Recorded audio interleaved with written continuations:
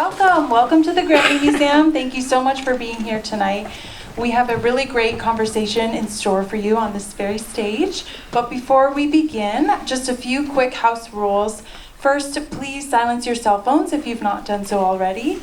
Second, we ask that if you'd like to take photos or videos, please just refrain from using any flash, and please no live streaming. And if you'd like to tag us at Grammy Museum across all social media platforms, we really encourage you to do that. And last but not least, if you'd like to learn more about the museum, we have some great exhibits on display, and we have a lot of really great programs lined up for you here. Please visit grammymuseum.org to learn more information.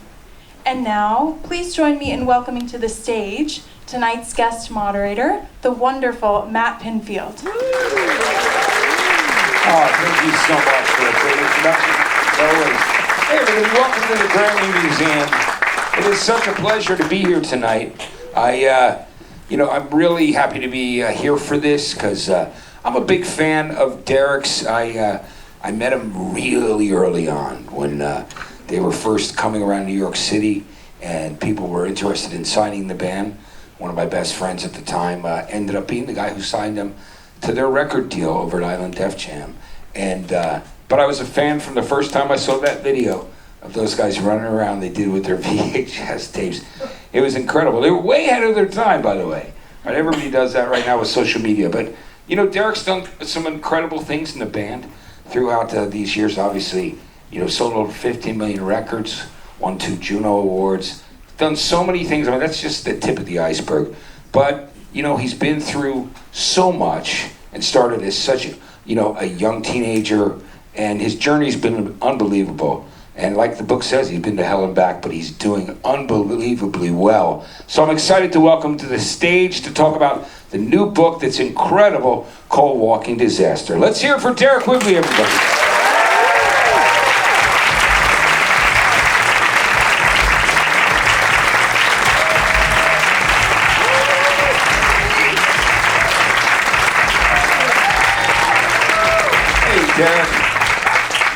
Man, it's Hello. how you doing, brother? Good. It is so good to see you, man. You look great now, and you look great on the cover of the book. I love this book because, having, known and getting to know you, and actually really early on, when you were a teenager, when Louis Largent first showed me the video of you guys running around, which was way ahead of its time. It was just incredible. I said, who are these kids? This is really cool. Plus, you reminded me of us when we were punks growing up.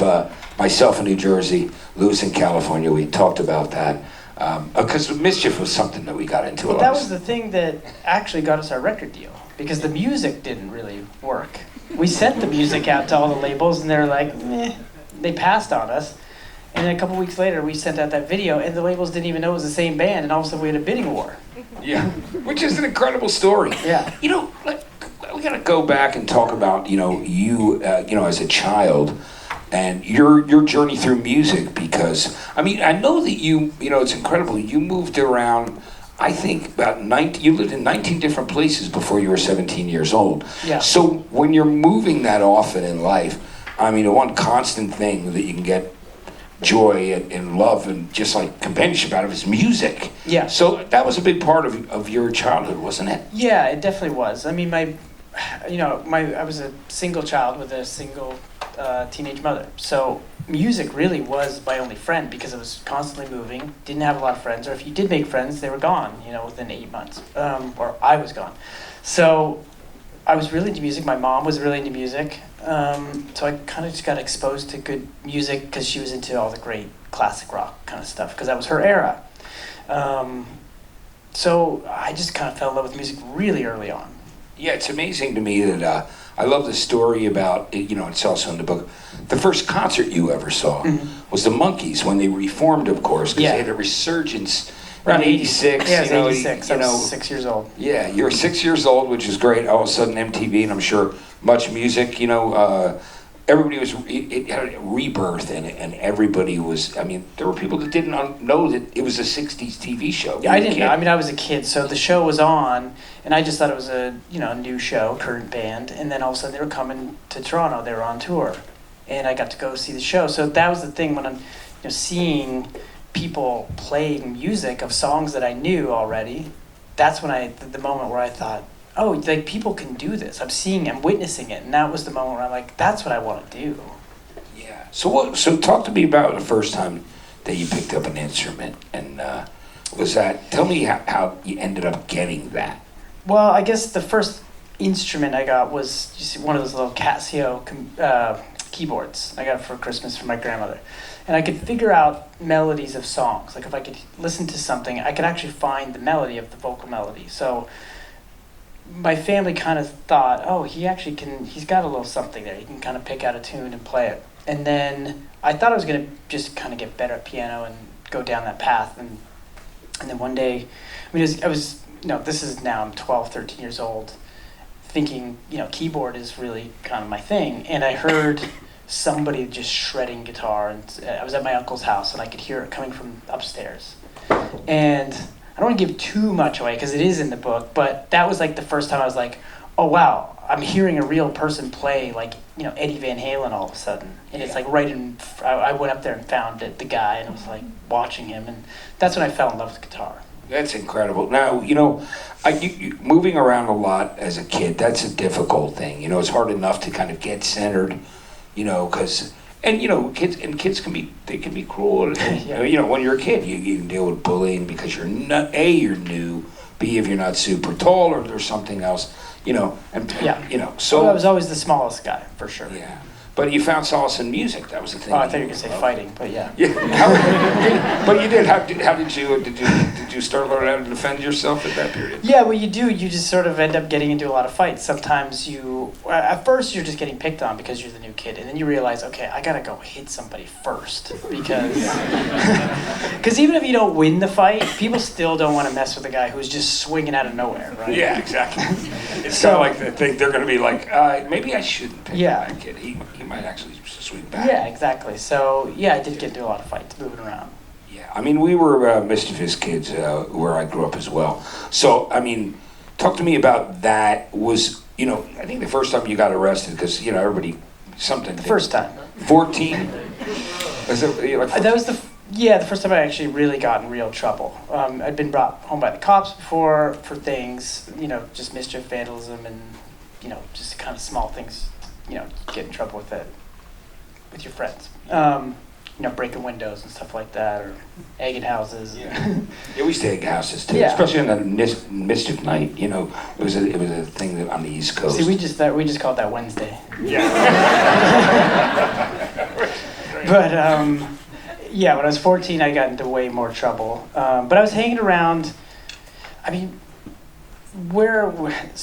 Because we were moving so much, my mom had me when she was really young. She dropped out of school to raise me in 10th grade. And she struggled a lot to,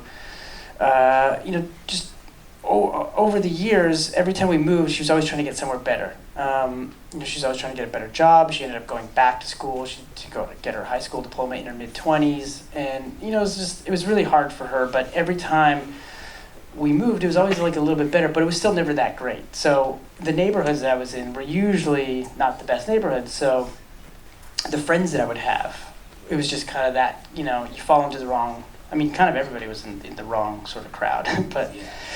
And I found myself with guys who really wanted to start some real trouble. And then I got arrested. And again, I don't want to give too much away because it's all there. But yeah, it was a big turning point in my life. Yeah. At that period of time where you're like, I got to really focus on music. That's what really kicked music into high gear for me, because those guys liked that we were getting in trouble, and they kind of wanted to escalate it, and I was just like, this is not me. I like playing guitar, and I like Nirvana. I want to write some songs, play in a band.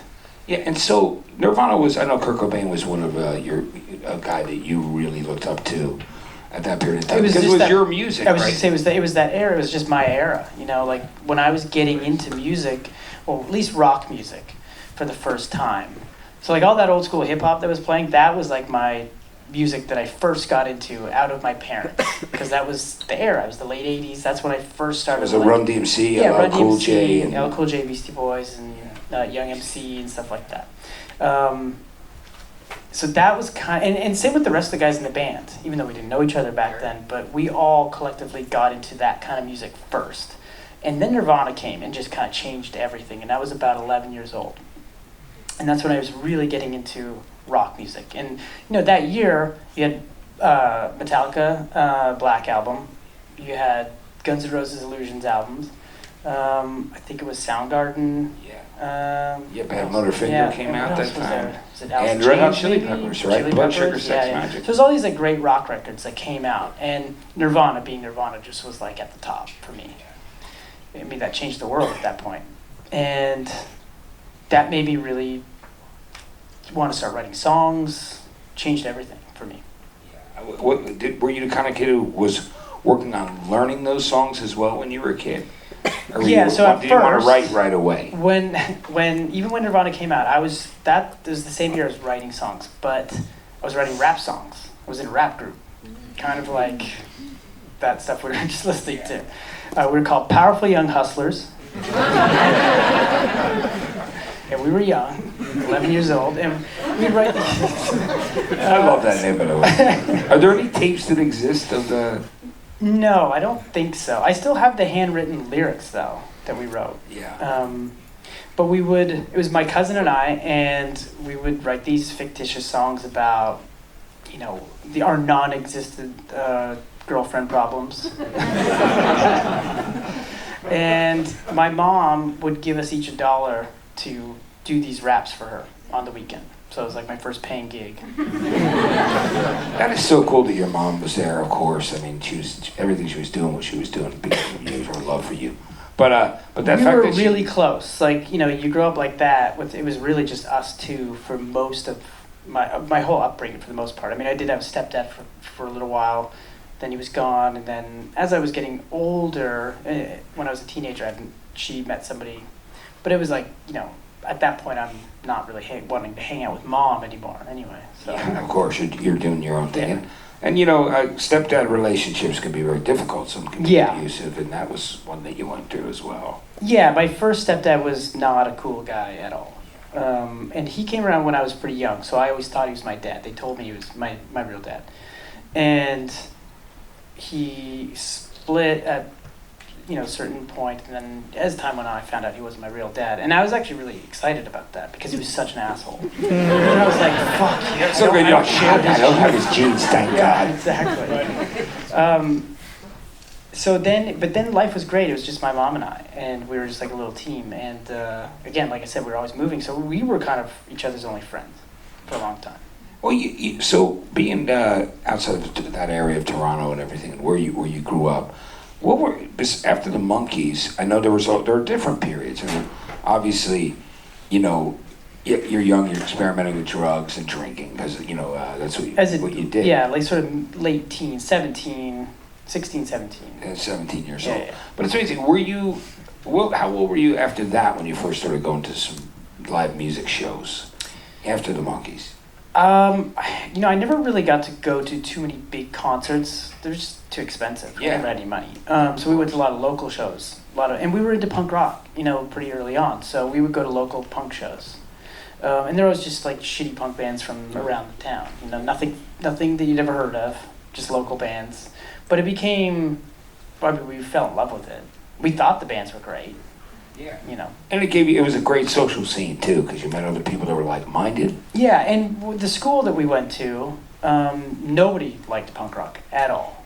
Yeah. It was just myself, Steve-O, and this other guy, John, who was in Sum 41 at the very beginning. It was just the three of us. We're the only ones who do any of the bands or liked any of the bands. Everybody else was into, at that time, you would know this better. You'd probably know some of these bands. But, it was the mid-90s, like Better Than Ezra, stuff like that. Everclear. Okay, yeah, the bands like that. Varsity Playground, Bush. Yeah. We like punk rock. Yeah. Not that stuff. You went punk rock. Nirvana was like your starting point. Nirvana was the starting point, and then we lost Kurt Cobain. There was a void, right? And I don't think we really knew there was a void. We were too young to know, but we just felt, looking back on it, I can see we're just kind of. I think and again, you would know this better. It just felt like there was this void in music, and then Green Day came along with Dookie, and that even though it was different, it just had this energy, and it was light, and it kind of like, the early 90s dark rock was just kind of like, it just shifted into this more upbeat kind of thing.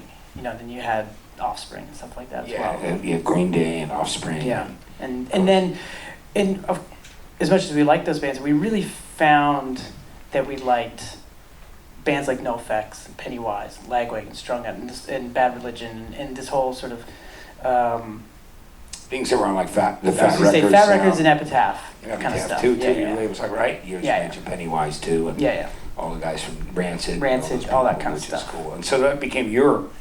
And those were all new records at the time. They were putting out great records in '94, '95, and we just fell in love with punk rock music.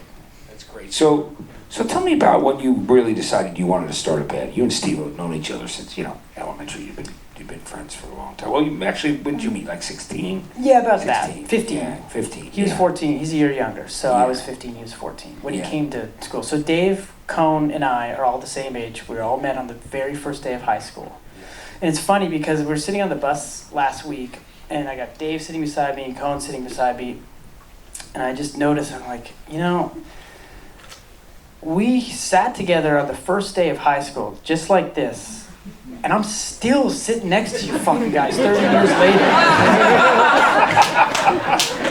Nothing has changed. Do you remember what that conversation was like when you met them that first day? I do. I remember, Dave has always been super chatty. So he was just like, hey, how's it going? I'm Dave. And we instantly were just like, I play guitar. I play guitar too.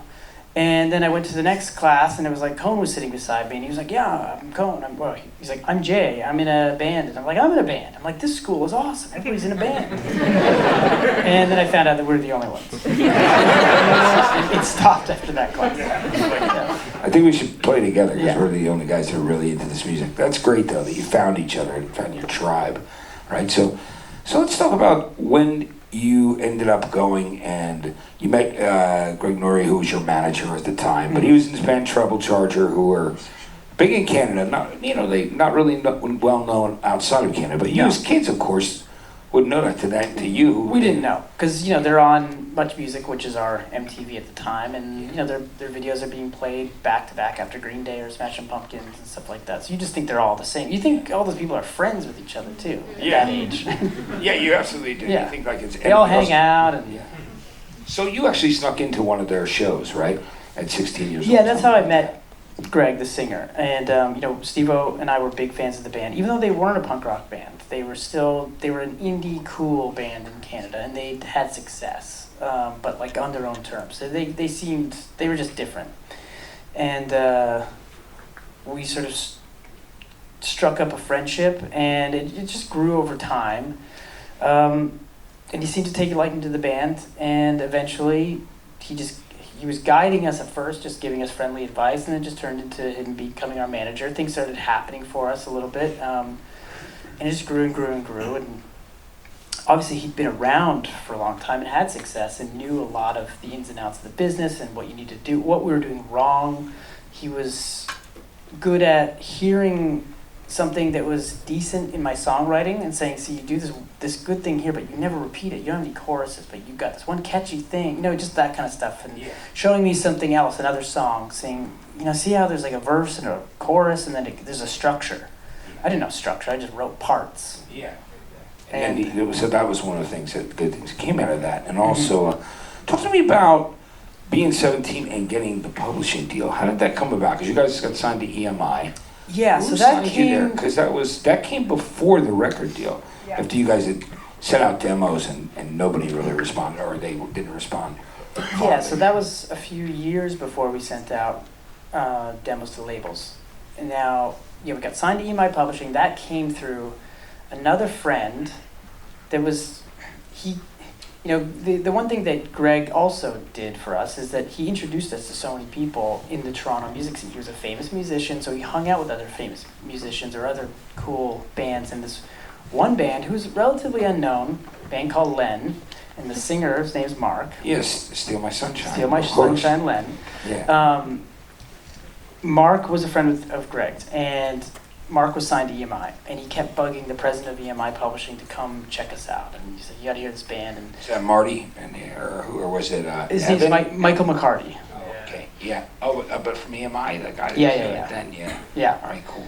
So, you know, he was kind of relentless with it, and he eventually got them to take us seriously and give me a publishing deal, because, you know, it's for songwriters, it's not a record deal. It's just somebody who believes in the songwriter, and they're gonna. It's similar. I mean, I don't know how to explain a publishing deal that well, other than, you know, they don't put out a record for you, but they help develop. They'll give you some money for development. Went into the studio and stuff like that. And of course, they hope, you know, there's a return that whether you're writing for yourself or somebody else, they use your songs, make them available. Yeah, they help you your songs yeah. in movies and stuff like that, and Syncs and all. yeah, all the TV stuff, and they take a piece of your publishing. Just instead of the record company would take money from your album, they take it from the royalties of your songs. That's the big difference. Yeah. And so from there, tell me about the next steps when you realized, and tell me about the forming of Sum 41 at that period of time. Well, we were a band called Casper, and that was kind of, I want to say it was a cross between Green Day, Dookie, Weezer, Blue Album, Smashing Pumpkins, Siamese Dream, and a bit of Nirvana, because that was what we were still listening to at the time. And when we got really into punk rock music, all of a sudden this thing was coming to town called the Warped Tour. And no one had ever heard of it. Yeah, it was new. And our favorite bands were on it. All like NoFX, and I think Rancid was on it maybe that year, but it was like Lagwagon, and just a ton of bands. Unwritten Law. It was all the bands that we listened to, and we just thought, this is a once-in-a-lifetime thing. This Warped Tour thing is never going to happen again.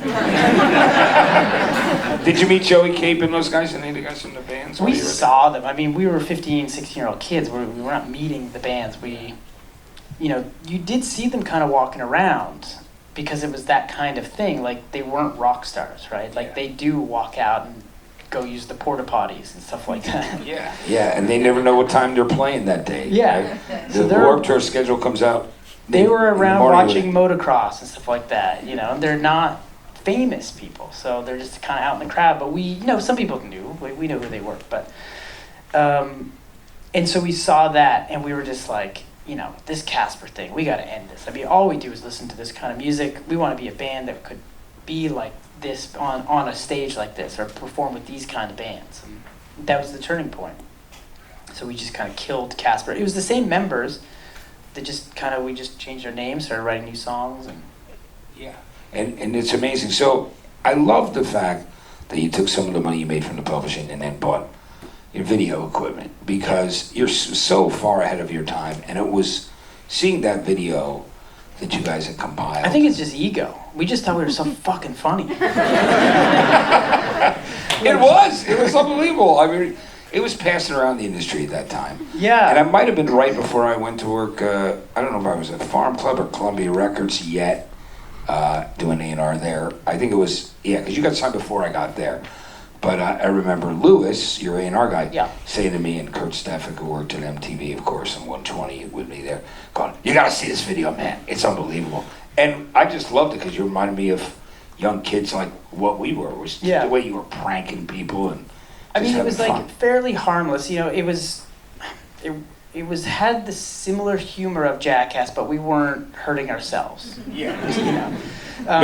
No bodily injuries on purpose. No, and it was, I don't want to say it was before Jackass. I think we were both, because people bring that up, like who was first doing that kind of humor. And I'm like, I think we were both doing it at the same time. You were, because Camp Yourself wasn't really. But it just wasn't popular yet. Like nobody had seen it yet. It was before Jackass, the actual show, for sure. But I just mean, I know those guys were doing stuff like what you're saying, like the CKY stuff. But we'd never heard of it. They'd never heard of us. I think we were just both on that same path, on parallels. And then it kind of came out at the same time, that same kind of humor. But it was different. Like I said, we weren't stapling our own balls to our legs.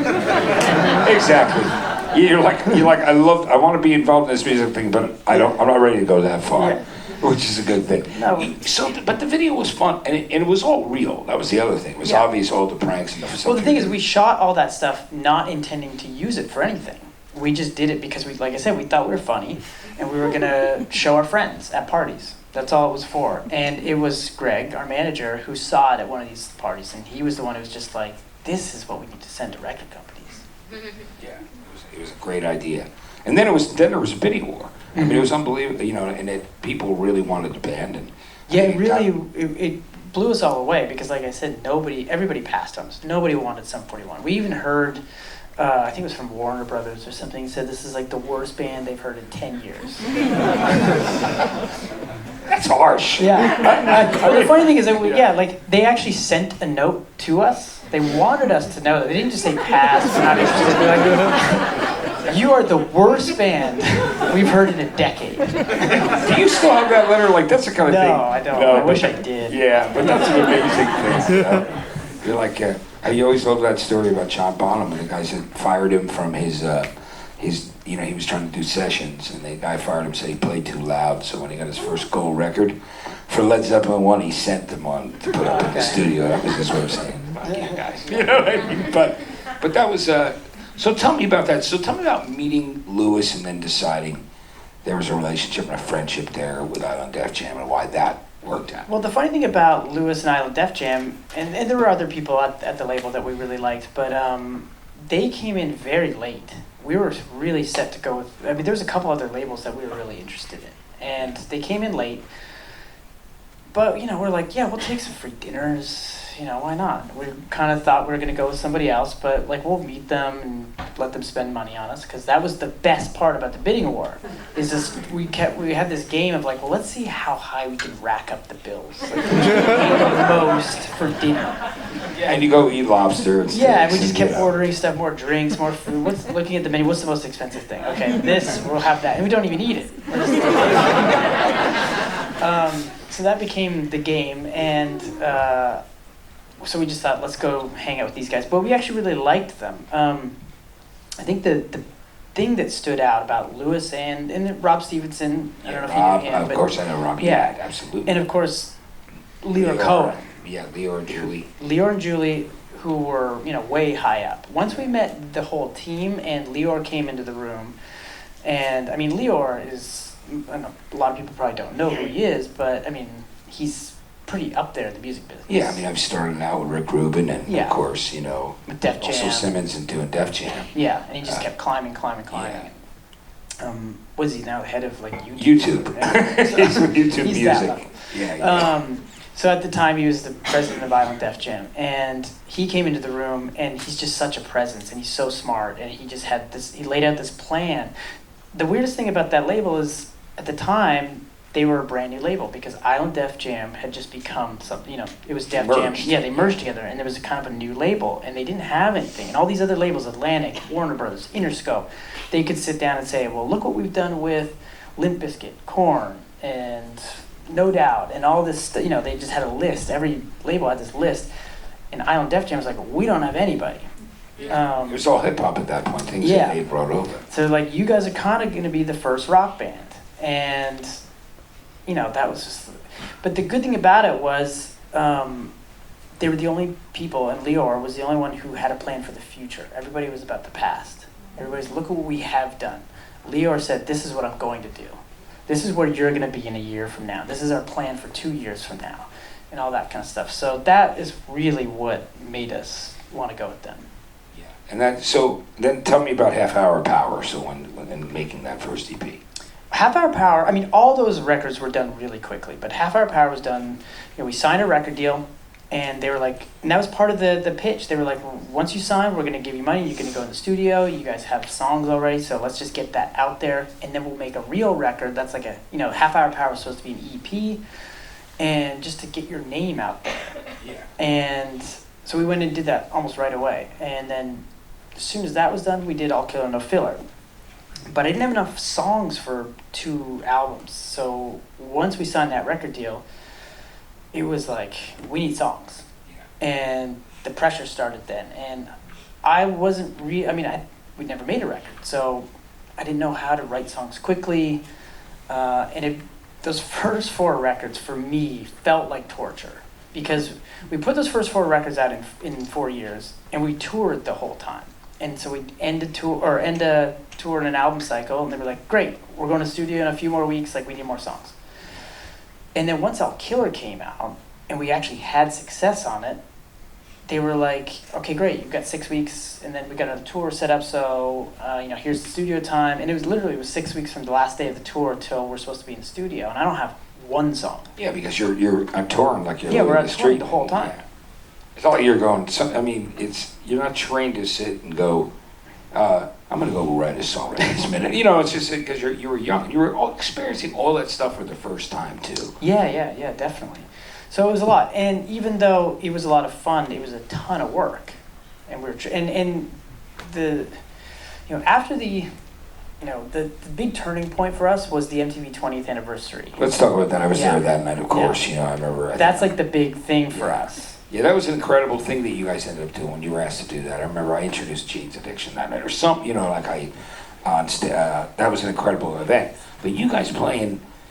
We opened the show. Yeah, with you opening the show, and then let's talk about that. Rob Halford. Let's talk about the people that you ended up playing with. Let's talk about Slash. So what was that like for you? Because you're a kid who knew this music. So what happened was, Fat Lip had come out, and it was probably a mid chart. It was doing well, but it was at that level where people would maybe know the song but not know who the band was. Our name wasn't really out there yet, and we got asked to open this big event, this 20th anniversary party, with all these huge artists from over the past 20 years were performing. And we asked them, we were like, can we do one of those, collaboration kind of performances that they do at MTV Awards, like how they've done, with Run DMC and Aerosmith and stuff like that. There's been other cool ones. And they're like, yeah, that's great. Who do you want? And we're like, we just get to pick? So we started coming up with names, and I think Lewis was the one who goes, I think Tommy Lee's gonna be there. And we're like, holy shit, do you think he'll do it? And he's like, let's ask him. Sure enough, Tommy was like, fuck yeah! So we got Tommy. And once we got Tommy, we're like, well, who else can we ask? We started kicking around some song ideas, some names, and we're like, well, let's ask Rob Halford from Judas Priest, why not? And he said yes. We did ask Slash, but Slash came back to us and was like, well, first all he said was no. We just got a no back. We're like, all right, fine. We got Tommy, we got Rob Halford. Now we got to put this thing together, and we were actually on the Warped Tour when we got this news, and we had to kind of put this thing together on the tour bus to come up with a medley of how we're going to play. We're going to do Fat Lip, and then we're going to go into Beastie Boys song, then maybe we got to go into Motley Crue, and then we got to go into Judas Priest, and do this whole thing. So we started working on it on the bus, and the only rehearsal we had to do was on stage at the Warped Tour. We were like, should we just start throwing this in our set? We're like, is anyone going to know what the hell we're doing? It was the weirdest thing to play at the Warped Tour, because we're doing our own music, and then we started going into this weird medley where we lost the crowd. Did you really? Because sometimes people actually really enjoy that, but the crowd was I think the crowd was so young, they were just like, what are they doing? Well, the worst part, but we had this older tour manager with us who really had his heyday in the late 70s, early 80s. He was in a band himself way back then. What band was it? No, you would never know. Oh. He was just his local band, Oh. And so now he's older. He was tour managing these young guys, and we're like, hey, we need somebody to come out and sing this Judas Priest stuff. So can you come out? So in the middle of the Warped Tour, we're playing this punk rock set, and we're like, we're just going to take this little break here and stray from it and do some Judas Priest stuff and have this weird old guy come out and sing. So that made it extra weird. And we lost the crowd. But we needed to practice this thing, because when we showed up, we were just showing up to sound check, and we're meeting Tommy for the first time, meeting Rob Halford for the first time. So that's how it all happened, but we just kind of threw it together, and we met them and just jumped out on stage. So the thing about it is, we went into, like I said, we were a relatively unknown band, new band, 20 years old, 21. I think I was 21, maybe the other guys were still 20. And we opened the show, and I didn't think we were doing that. I was so nervous, so it was hard to tell how well we were doing. But all I know is that after that night, my life has never been the same. Everything changed from that moment. I mean, it was unbelievable, because all of a sudden, All Killer and the Filler took took off. Everything changed, because that was the power of TV back then, and power of MTV. And MTV was massive all around the world. So the next day, the video just went into heavy rotation all around the world. And then radio went from being mid-chart to #1, and it just exploded at that point. And that's what I mean, like nothing has ever been the same since that night. Yeah. Let's talk about In Too Deep too, because that was a song that at first you weren't sure if you wanted to actually record that yourself, and there was, you know. Well, there's a long journey with In Too Deep that I don't want to give away because I feel like that's probably a good part of the book. But I can tell you that it almost didn't make it as a Sum 41 song. A few times. It's such a great tune. Well, the funny thing about songs is nobody really knows what a hit song is. You can just have like a sense that, like, that one might work, but nobody knows that it's really gonna be what it becomes. You know, every time I've either witnessed another band with a hit, like for instance, like Rob Stevenson, who we were talking about, the guy who signed us with Lewis at Island Def Jam. I remember him one day coming to me. He's like, I found this band. I wanted to play this demo tape for you. It's a band called The Killers. Yeah. And it was... Yeah, he and I were like the last two people trying to sign him at the same time. And Leor was the one who closed that deal too. So I lost The Killers. I was at Columbia doing A&R at the same time. But so he played, and we listened to it, and it was 5 songs. It was... Smile Like You Mean It, On Top, Who Let You Brightside was on it. Mr. Brightside. Yeah. And you heard it, and you're like, yeah, it's pretty good. Yeah. I think you could sign it, but it wasn't like, oh my God, Mr. Brightside is going to be the biggest song. It's going to be, you knew it was good and you knew it could do well, but you have no idea how big it's going to be. Oh, you don't. I mean, it's amazing. I think the last time I ran into those guys were like, remember when you were like leaning up against our washer and dryer in our garage, which is where I saw them doing those songs. Oh yeah. Really at the end, but and it's one of those things too where when In Too Deep took off and it just crossed over in such a big way too. One of the things that I always found really interesting about the band was your ability to pivot and shift and to completely rock out. You impressed, and I said it on the book, my quote on the book is on the back of the book, but this is one of the things that I've had conversations with a lot of people that are in music or music fans or people that work in businesses that you guys can do a hard rock metal song, you can do a punk pop song. You just have that ability to deliver it with it just incredible reverence. I mean, it's so good and it's actually genuine, the feel. Tell me about how you feel that became a thing with Sum 41, because not every band could do that. I was just about to say, I think the only reason we do that stuff is because we love it. It is genuine. I don't think we've ever thought about it. It's just something we did back then when we were just jamming in Steve-O's basement when we were practicing. So we didn't think, we got this thing that nobody does or other bands don't do. We just played stuff for fun, and it just became part of what we did. We didn't really think about it. Yeah. So let's talk about some of the, at this point, and a lot of these stories will be in the book, and I know that Deryck wants to save some of those things, but everything was starting to happen really fast in your life. When all of a sudden everything's gone 1,000 miles an hour, and you're young. You're still in your teens basically at that period of time. It's like your college years. We got signed right out of high school, and then we just went out. Yeah, and so tell me about some of those experiences for you. How was that a difficult period of time? It was a great time. Mm-hmm. But it was also at that time. I mean, there were a lot of things that were going on. I mean, I had as it's now come out in the press, a very uncomfortable relationship with her manager at one point. That was very difficult. It's even difficult. It's difficult to even think about or even talk about. Or when I wrote about it, it was really hard. And I think to be honest, writing it was the first time. I was trying to address it in my head. It's like it's something I kind of buried for so long, and this writing it was like the first step of trying to process what happened. Yeah. Because I just didn't want to think about it. And so in real time now, this is still me just trying to figure this out. I still don't know how I feel about it. It's still confusing and still just trying to wrap my head around it all. So there was that. But like you said, there's a lot of great stuff going on. That's why I wanted to call this book, Walking Disaster Through Heaven and Hell, because there's so many extreme highs and extreme lows. There's no middle ground in this book. There's no just sitting around watching movies. Yeah, it was one of those things. Except the one night you wanted to watch a movie, you ended up going out anyway. I think with Paris, but we'll talk about that later. But so, speaking of the thing that went down with Greg Norrie, and kind of you find yourself because you're so young and you're in the middle of it. It wasn't until you told Avril that you really spoke about it, right? And then not again for a long time. Yeah. And once I did kind of open up to Avril about it, it felt good to kind of just say something, and I think it helped me understand it a little bit more. But we never spoke about it again, and I just never thought about it again.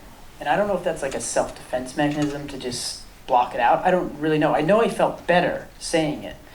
And it was just like, I don't really think about it. And we ended up firing him pretty soon after that, and he just wasn't in my life anymore. Yeah. And I just kind of wanted to just forget him. And it was one of those situations too where I think you mentioned that you were 35. Oh yeah. At that it came point. back And that was, into my life when I yeah. hit the ages that he was when I was a teenager. Yeah. When this all sort of started. Yeah. This, It was like, it was, and then you started to understand it, all these things, like grooming and all this other weird well, you were starting to hear that stuff. Like, I'd never heard of the terms grooming, and I started hearing other stories, because there's a lot of stories when, the Me Too movement happened, and I started relating to some of the stories. Yeah. And wondering, it was like, was that what happened to me? And again, like I'm saying, I think there's a lot of just like, well, I don't want to think about that. And I would just kind of like, brush it aside. But I think it was cathartic, right, for you to be able to finally write about it and get it. Yeah, and I didn't think I was going to write about it. When I set out to do the book, I didn't have like a list of things I was going to hit, and Yeah. I didn't have points or stories that I knew I was just going to write from the beginning and just go along. Yeah. And as I got to some of these things that are hard to talk about, I paused and I'm like, oh shit, I can't talk about that. Can I? And I thought, well, you know what? I should just write it, and if I feel uncomfortable with it, I can always take it out. Nobody's seeing it yet. And as I got further and further, I realized there's no way I can take all this stuff out because it's so intertwined with my whole story. It's how the records were being made. He was our manager, he was our producer, and it was just intertwined with everything. There's songs about the situation. Like if I took all of that stuff out, what would I say about how these records got made? It's like everything was pretty cool. I just wrote these songs. Nothing was that difficult. Yeah. I'd be lying about the whole thing. Yeah. And you wanted to be really honest. I wanted to be completely honest about everything, all the good, the bad, and the really fucking ugly. Yeah. And it's amazing because, when you're at a young age like that, and then everybody's offering you everything because, certainly with drugs and alcohol, because, it's also how we saw other rock stars that we love behaving, and Yeah, we're like, yeah, hey, of why course. don't we be like that? And that's, so tell me a bit about that at that period of time. Yeah, the thing is, we were always, especially the Canadian culture, it's big, heavy drinking culture. So we were already big drinkers, and we started partying and doing drugs pretty early on. I think we actually we had to dial it back once we started having success, even though we still went pretty hard. Yeah, and weren't you part of even some of the rave scene stuff? Yeah, that was so in the going on? 90s, we started going to raves. That was obviously a big thing. We didn't really know what raves were at the time, but it's just, these big warehouses of loud DJ music and lots of drugs, lots of ecstasy and stuff. So, and ecstasy was brand new. Never really heard of it, and that was pretty cool. I remember when it was legal. Yeah. So he said, I got this stuff at MDMA. I go, Yeah. What is that? Yeah. Back in when I was DJing in clubs back in the 80s. I was going to say in the 80s, for sure. It was unbelievable. But, so that period of time, and because so many things are available to you, and you're also a young band, and you're having that success at that rapid speed, and everything is, how, for you, did you keep a grip on it while you were going through that? I think because we worked so much. I think we were just constantly, there was just so much to do.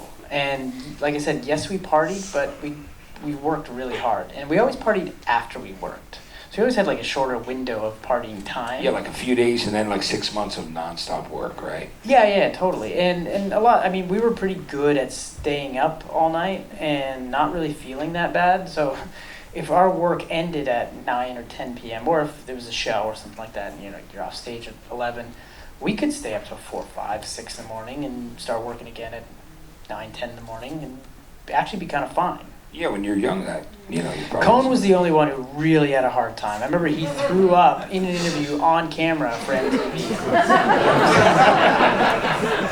Yeah, he was always really rough. But Steve-O and I, we were kind of invincible in those days.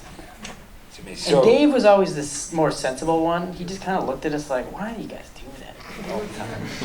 It's like he drank, but it was like, I don't need to drink everything.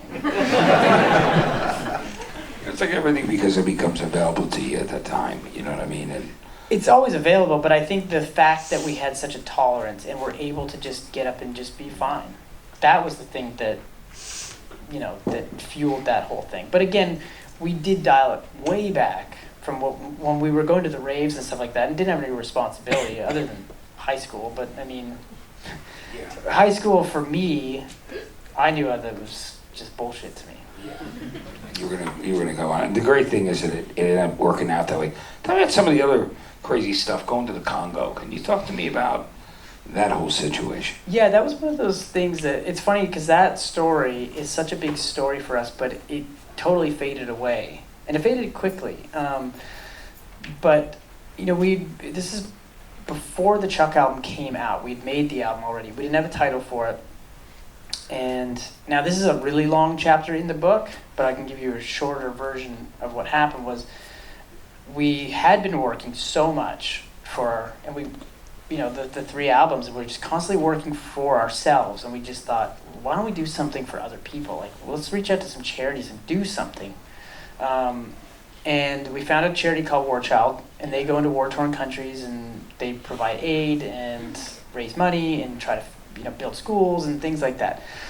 And so when we started talking to them, they threw out all this sort of typical, like, well, maybe we do benefit concert or some, merch or something like that, and proceeds will go. And we're like, we like to work. Like, let's go do something. And they said, well, there was a horrible civil war in Congo. It's been over for a year, and there's a ceasefire, but the country's just been devastated.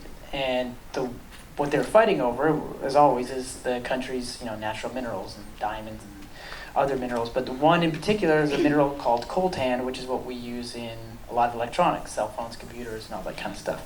So it felt very relevant. So we said, let's go shoot a documentary on the effects of the Civil War. And we were talking to MTV, and they said they were going to air it, and we thought this was going to be this big thing. And we were there for 2 weeks, but on the 10th day, the war started back up. And we got caught in the middle of it, like literally in the middle of it. We were in this, I don't want to call it a hotel because it's kind of like a series of cabins or huts or something like that, but it was called the hotel that we were staying at. Now, one end was the like a rebel group, and then on the other end was like a Congolese army. And they were just fighting back and forth, and we were caught in the middle. And we couldn't get out, and we were stuck there for a few days. And again, I don't want to give the whole thing away, but that's the gist of it. Yeah, but it's pretty frightening. Oh, and then I will say the one thing though, there was a guy there that helped us get out. His name was Chuck, and when we really believed that we weren't going to make it out, I remember saying, Chuck, if you get us out of here, we'll name our next album. And then we got out alive, and we're like, fuck, we got to call this thing Chuck now? Your words. That's the weirdest title for an album ever. You were stuck at that point. Yeah, we were just like, we saw it when we got the artwork, and we're like, Chuck. Okay. All right. Let's talk about, also in the book you address your relationships with Paris Hilton at first. You guys were both really young. Yeah. And then, of course, your marriage to Avril. Let's start with Paris Hilton and how that came about. Yeah, let's start with that. Well, I mean, that was, it's funny because that still obviously gets brought up all the time, but it was such a quick, short thing, and it was the Does the Confected album, and we were on tour pretty much the whole time. I didn't even live in LA, I lived in Toronto, so I really only saw her when I came to LA while we were working. I remember we were doing stuff like Jimmy Kimmel or whatever it was. We came through on the Warped Tour that summer, and we came through on our own tour. So it was like over 6 months was the relationship, but if you add up all the days we were together, it was probably 3 weeks. I was gonna say 2 or 3 weeks. You know.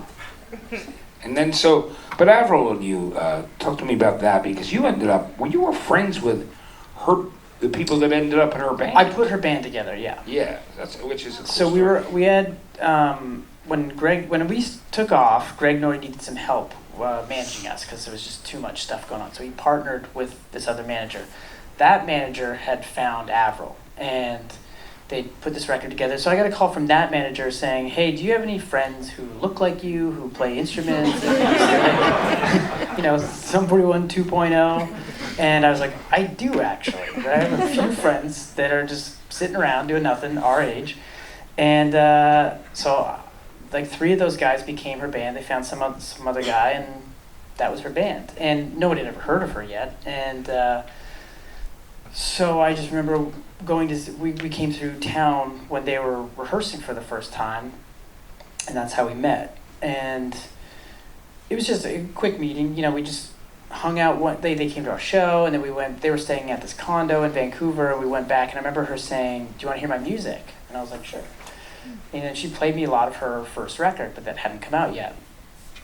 And then we just went off. You know, we had to, this is before Does Look Infected, so that show was actually the last show of the tour. So the next day I went home and started writing for Does Look Infected, and I didn't see her for a year. But while I was writing for that record, Complicated came out, and it just exploded. Yeah, absolutely. And all of a sudden... Skater Boy. Yeah, and then Skater Boy right after that, then I'm With You. And it just kept getting bigger and bigger and bigger. And she was like, all of a sudden, the biggest artist of the year. And it was just funny how quickly that took off. And it was amazing. And then... And then all my friends who were in the band were like looking down on us. like we're like the little band. And You're like, "Hey guys, just don't forget that I'm the one." they're flying around in private jets and like, "Oh, you guys are still in the bus?"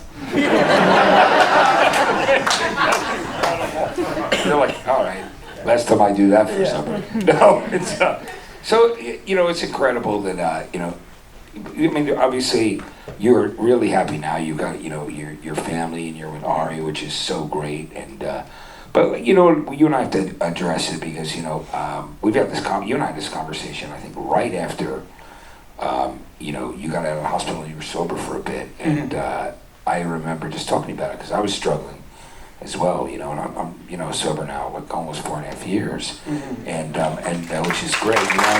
But Deryck was a big part of that because, you know, I felt like I had somebody to talk to about what I was going through, which was, you know, really important, you know. So, and you've just one thing that I think that I love about you that we've in common is that even through all the ups and downs, you always kept this positive. You're that kind of guy. I mean, you're a positive guy, and that's the thing that I love. That I think that most people really have gravitated to you for, like myself, because you've always, even when things get really tough, you've always had this optimism that I thought was really a beautiful thing. Talk to me about that. You know, making that change in your life when you knew it was really time. You were done.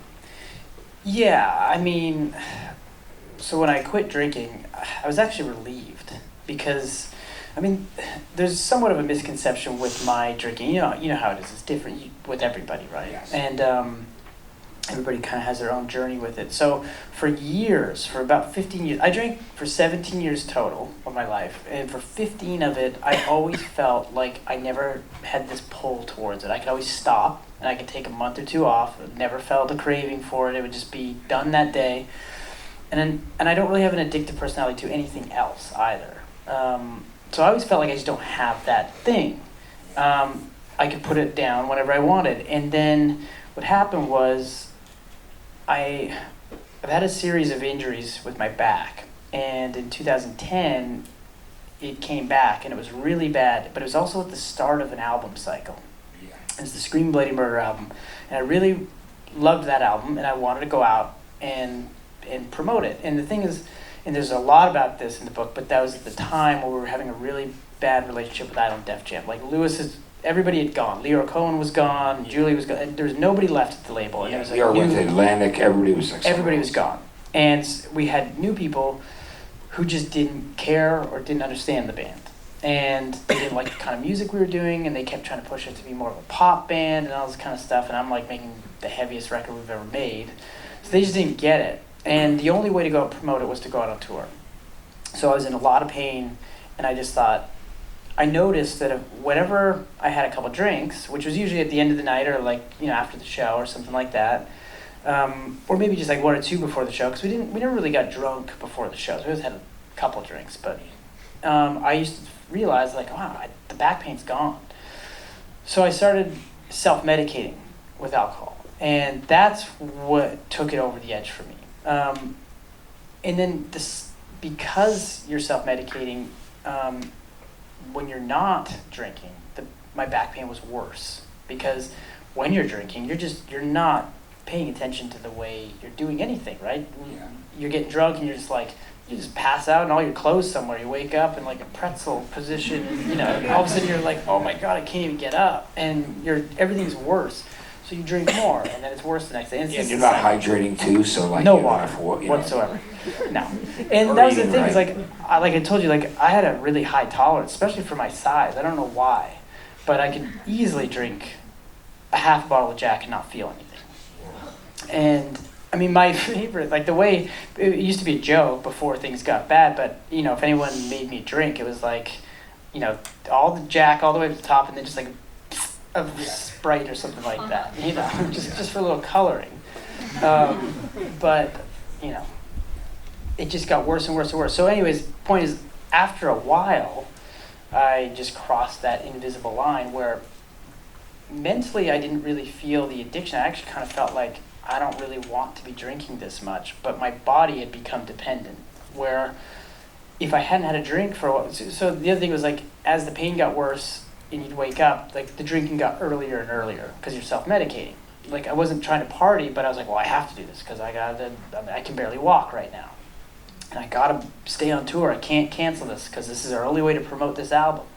All the stuff you tell yourself, right? Yeah. And a lot of that is the alcohol, just telling you to just keep drinking too. Once like as you start justifying, telling yourself a whole bunch of lies. It's normal to do that. Yeah. You don't keep going.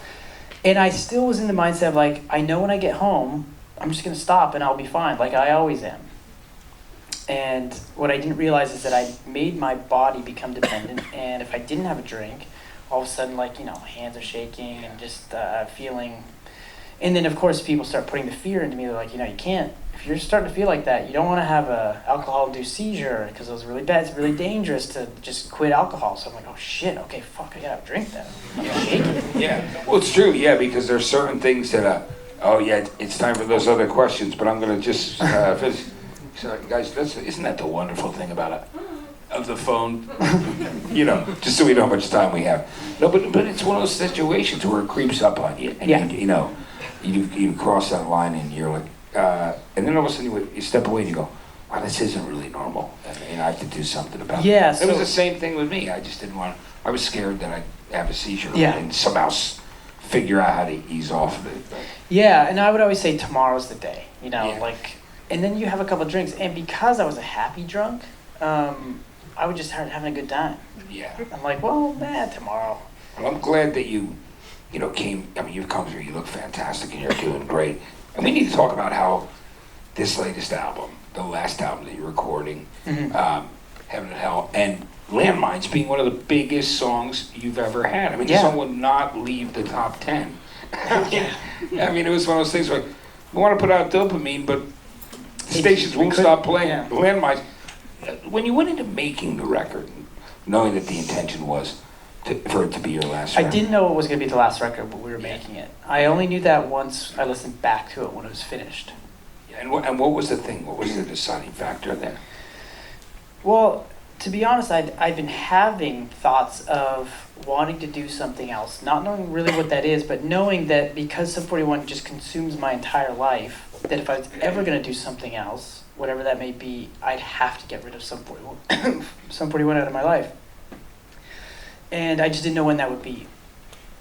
And then I've been thinking about that for a while, probably for about 3 or 4 years. And every time you have those thoughts, I would start to feel guilty. I'm like, you can't think like that. You can't leave Sum 41. This is what you've been doing your whole life. This is what you built. And then I would bury it and just forget about it and move on. And then those thoughts would keep creeping back and creeping back. And all of a sudden it was like kind of like a daily thing where I'm starting to feel like that. And then I heard the record and it was finished. And I thought, I'm really proud of this record. This is kind of the record that I've always wanted to make. This encompasses all the sounds that Sum 41 does. This is everything. This is like the whole work of Sum 41 in one album. So I started thinking, okay, wow, if this is everything I've tried to do, what would I do next for Sum 41? And thinking, well, I don't know, maybe a variation of the same? Is it more of the same? Because I like this, but the thing is, it just kept coming back with the word same in it. And I was like, that's where I started thinking, I don't want to do something. I feel like my creativity will start to just wane a bit if I'm not feeling it like I was before. And I don't want to take the band down because I like where it's at, and I'd rather go out like that. Yeah. Well, it's a great 20-song record, and I love that you covered Painted Black, too. I thought that was so cool. Thanks. One of my favorite songs. That's one of my favorites, too. Isn't it? But there's so many great songs on the record, and thanks. doing so well. I made us all really happy, too, so Thank I just you. want to let you know. You know, the book's amazing, guys, and we took some questions earlier on when you guys were in line, and I'm going to ask Deryck for those right now as soon as I find them. Oh, there they are. All right, so Deryck, here's a question, and this one is from Justin Zoltek, is that right? Zoltek. Justin Zoltek asks, what are the chances of you working on more heavier punk music in the future? Which is a follow-up question to what we just talked about. Yeah, I mean, it's hard to know what I would work on or what I would write in the future. I could see myself working with other bands that do that kind of music too, though. So it's possible that it could happen in some form, and it's possible that I could write something like that. I mean, I still write songs all the time. I don't want to not do Sum 41 and just sit at home. You know, I want to find something else to do. And it could be something like that. I have no idea. Yeah, at this point. Oh, okay, great. Now this one is what inspired you to write in the first place? How long did it take you to write your book? Because I know you wrote this on your own without a co-writer. So let's talk about that. Well, I started out with a co-writer because I thought that's what you do. I've never written a book. I don't know how to write a book. I'm like, you know, the idea of writing a book has come up over the years, and I just sort of felt like it wasn't the right time. But with the final album and the final tour, I thought I'd rather do it all one thing, sort of wrap up this chapter of my life. But I wanted to do it right, so I took meetings and found a co-writer who worked on books that I really liked, and we had a great rapport. Everything seemed cool. And the way it works is like you do interviews with somebody and they take your words and just kind of put it on the page for you. And when I started getting the pages back and going through them, it just didn't feel like me. Even though it was my story, I was like, well, that doesn't sound like me at all. It sounds like a report being done on me. So when I got into it, I was like, hey, you know, this is really great, but I kind of feel like I want to work on it together and make it sound like me. And that's where the relationship all of a sudden changed. And it was like, I don't do that. You know, this is how I do it, and I've had a lot of big books and blah, blah, blah. And I'm like, well, that's cool, but I mean... Yeah, but that's not what I want. Yeah. I mean, I looked at it like, if somebody asked me to write a song with them for another artist, and I wrote a song that sounded just like Sum 41, and they're like, well, that's cool, but like, I'm a different artist. I go, no, trust me, I've had big songs. This is going to be great. That's like how it was. I'm like... So I explained that, and we just couldn't get on the same page figuratively or literally. So when it came down to, we were getting closer to the deadlines, and the publisher started asking me, like, you know, how's everything going? I was like, well, I think I just fired the guy. Yeah. So they're like, oh, okay. So you're going to do what? I was like, well, I'm just going to write it myself. And they're like, okay, but you still have your deadlines, which were rapidly approaching because he'd wasted so much time in this, you know, stonewalling.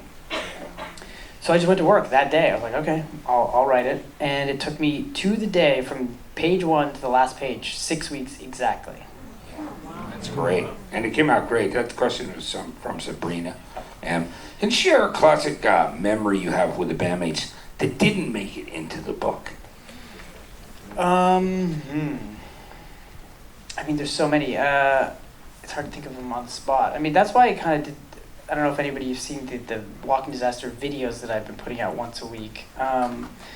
But what are some of those? I mean, I think my favorite one from that whole series. I was just talking to the guy, to Rob Stevenson, our old A&R guy. I was talking to him about a couple weeks ago when we were 21 and we were playing this MTV New Year's party. And it was one of those nights that after, we played right at midnight and we got out of there probably 1 in the morning, and it was New York City. We're going to go out and there's a whole bunch of partying and ecstasy like we were talking about and mushrooms and all sorts of stuff. And we ended up back at the hotel room, all of us, and we were supposed to fly it the next day, but like 1:30 or something like that. And it was approaching like 4 or 5 in the morning, and we'd run out of all the drugs, and we're like, whoa, we gotta keep going. I mean, what are we gonna do? Like, we're out of our cocaine. And we're like, so our manager, this guy that we're talking about, he's like, I'm gonna call some people I know in LA, see if they've got any connections in New York, which they did. And at 5 in the morning, we're off somewhere trying to buy more drugs from some random guy, and we did, but his whole thing was, I'm only gonna sell you a lot. He's like, I don't do little shit, and we're like, fuck, I mean, we gotta go to the airport today, but I mean, let's just buy a lot, we'll just do a little. That's always the intention. I'm gonna save some for later. Yeah, it's like that thing. We're just gonna have one drink. We'll go out and have one drink. It's that mentality. So, anyways, we buy a lot, and we're back at the hotel. But now it's been like an hour and a half since we've done any drugs, so you're kind of like already just coming down. You're starting to have a little bit of sense, and the sun's up. And you're like, what are we doing? Like, we gotta fly in like 4 hours. Like, we gotta go to the airport soon. We're like, well, let's do a little bit anyway. So we do, and then it's like, okay, shit, it's time to go. And there was a big bag of cocaine left. And we're like, what do we do with this? We can't take it on the plane. We're going back to Canada. We're not going to take it over a border. Let alone, we're not going to bring it on a plane at all. But we're like, you know what? We got this great idea. Our record company's here. Our A&R guy lives here. We'll leave it for him. Like, how do we do that? Oh, I got it. Let's put it in an envelope, write his name on it, and we'll just leave it down at the front desk for Oh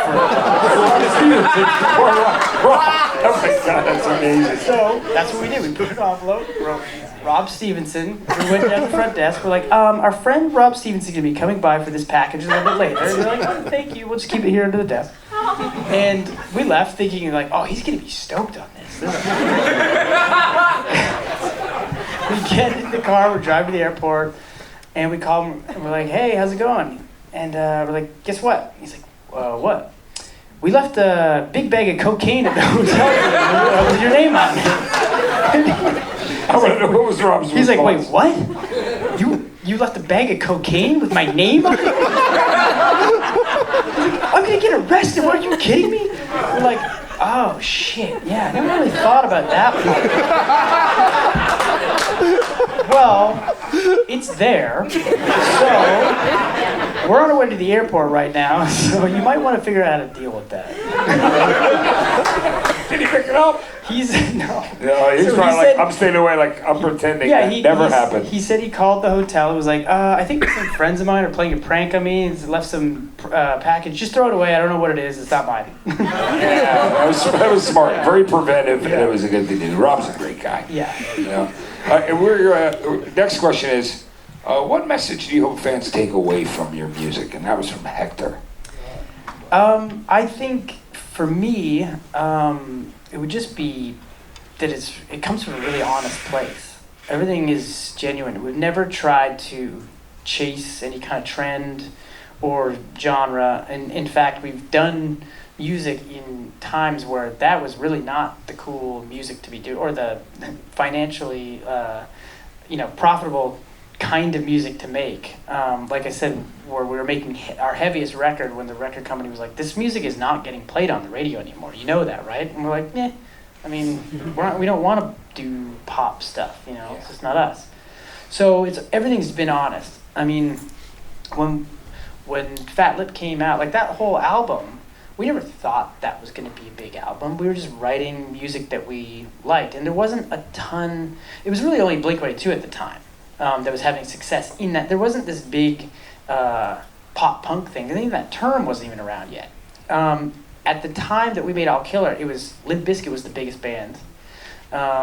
Linkin Park was just as big, or maybe I think Limp Bizkit was still like the biggest band at that moment. And Korn, Stained, it was all like heavier, darker stuff, and so there wasn't like this scene we were trying to like.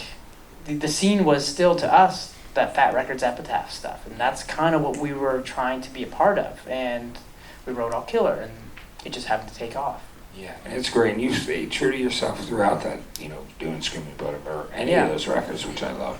This one's, any small details in songs and production that stand out to you, but often get overlooked, and that is Newt Swan. You know that? I never really felt, well, there's two things I could say to that.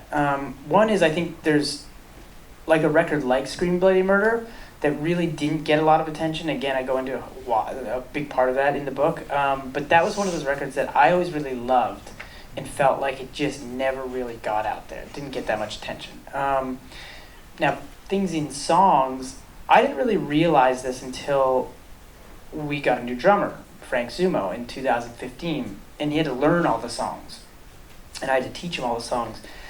And we would sit there and go over all these parts, and I was always very like, oh yeah, you're forgetting that one little thing right there. There's just this one little, you just got to do like, on that part, and it's like, and it never repeats again, but it's only in that one section. And then this other part that you have to just do this one little thing there. There's so many little parts, and he even brought that up. It was just like, he had no idea how complex these little simple songs are, because they are simple songs, but there's little nuances, and sometimes never repeat, or they're just very important. If you take it out, you would never notice it. But if you take it out, you'll be like, something feels weird about this. Yeah. I think it makes songs, those nuances. And I didn't know that they were there. They're just stuff that, like, when I'm writing and I'm in my demo phase, I'll do these things. And I always do stuff with the drum machine. A lot of times, I would do stuff with drum machines that are kind of difficult to do as a human. And I would be like, no. And, with Steve-O or Zumo, I'd always be like, no, we got to, like, get that part, that little thing down. Great, and they did. And they're like, yeah, but I'm over here, and you want me to get over here for that one little thing. Now, Erica Estrada asked, what was the last song you wrote knowing that it would be the last song for Sum 41? And do you still laugh when old people fall?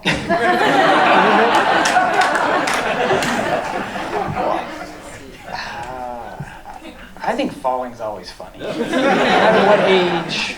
Yes. What was it? What was the last song that I wrote? Knowing it was. There's a song on the record on the Hell side of the album called "I Don't Need Anyone," and I knew that was the last song, and that was after I knew that this was going to be the last one.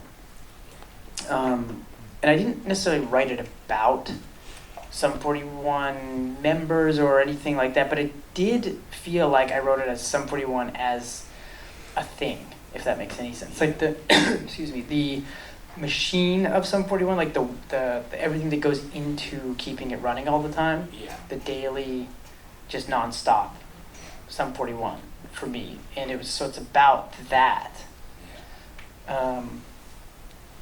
So yeah, if you listen to it, it's not about people. It's about the whole entity, I guess. Yeah. And what it how it consumed me.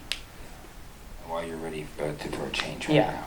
And for the longest time, I loved that it consumed me. It was what I was passionate about. Every single morning I'd wake up, I'd be so excited to work on it. When I started having a thing of wow, I'm just it's the same thing every day. It just kind of never stops. That's when I started getting worried that am I losing that passion for it? And if I'm losing that passion for it, it's only going to start to go down. I don't want to be that band that just is not putting out great music or not putting on great shows. Yeah, not feeling really passionate 100% in. And I still am. That's the thing, is I wanted to do a tour, which this tour is the greatest tour we've ever done. It's so fun and we're having such a great time. And I have that passion still. I could just tell that if I kept going, I would probably start to lose it. So I knew, that's what I said to the guys. I was like, I have one more in me. I'm not there yet, but I can see myself getting there. And you know, you never know what the future holds too in life. You know, where you're gonna feel about something. In a little Yeah, bit. you never know about But- anything. But anyway, so Serene asked, can you tell us about the first time you heard Fat Lip on the radio? Do you know it was going to be as monumental as it is? And tell me about that. Where were you when you heard it? We the were first time? we were in LA. I heard it on K-Rock, and we were coming out of a hotel. We were gonna go work somewhere in LA. I don't remember where we were going, but it's just a press day. Yeah. I remember we came down into the parking garage. We all got in the car. Our manager, it was a different manager, picked us up. We all got in the car, and it just started up right when we got in the car. It was the first time we ever heard it, and we were just like, "Holy shit, it's happening! It's actually on the radio, and it's on K-Rock." Great feeling, right? It was great. I can picture it. I can remember it. I didn't know that it was gonna. We didn't know it was gonna be a hit, and in fact, it didn't explode right away. It took a long time, and it actually almost stalled in the mid charts. Like it was 28 on the chart, and it stopped, and it actually kind of went down a little bit, and it looked like it was gonna drop. And I remember there was a moment that the label had a meeting with us in it, and they're like, "We think we want to just drop it and go to In Too Deep now," because it costs a lot of money, especially in those days to work a single. And they said, "You know what, fuck it, let's just keep going. Let's put some more money into it." And it slowly went. And then, like I said, we did that MTV 20th, and then it was just over. It exploded at that point. That was the power of MTV at that period of time too. What was the thing that inspired the song "Walking Disaster"? And what did it mean to you? And that's a question from Anthony. So there's a big period of that in this book. But that record, Underclass Hero record, was the first time I started writing what I felt was stories about my life through each song, and I was going to stick to a topic from beginning to end. Because before that, I would just kind of write words that just kind of came to me. And I knew kind of what I was writing about, but I didn't really sit down and think of something to write. I just kind of let it come out. So Walking Disaster was about this period that we were just talking about with the raves and sort of my late teens, and I wasn't getting along with my family very well, and I'd left, I didn't run away from home, but I rarely spent any time at home, and I was doing a lot of couch surfing, ended up just going to these raves, doing a lot of drugs, and it was a fun time, but it was just destructive, and that's what that song is about. It's just that period in my life, a lot of uncertainty. But and I always liked that title, and that was kind of one of the first songs that I felt like I'd really written a song about my story, which is why I felt like it worked for this book, because it's almost like an extension of that song. I think it's great. I mean, the book's amazing. I don't know. I know you. that you all, got a book today, which is very, very exciting, and I know you're going to love the book because Deryck wanted to leave some stuff, so we could have gone into some other things, but we had to talk about it earlier, and he said, "I want to leave some stuff for people to be surprised, so they really can get into the book." But Deryck, this was great that you did this tonight and decided to come and take it.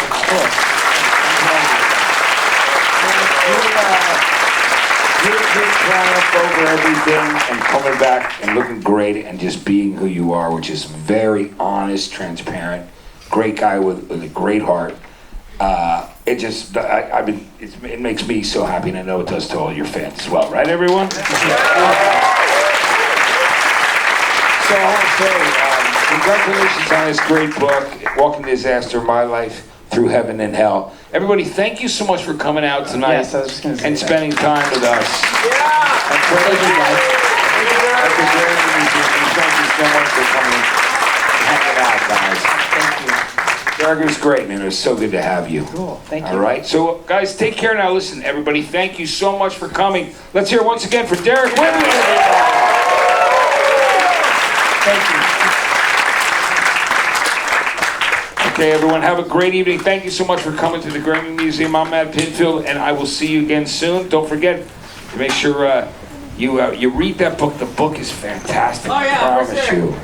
I'll be taking a look at it. God bless Sub 41. What do you do?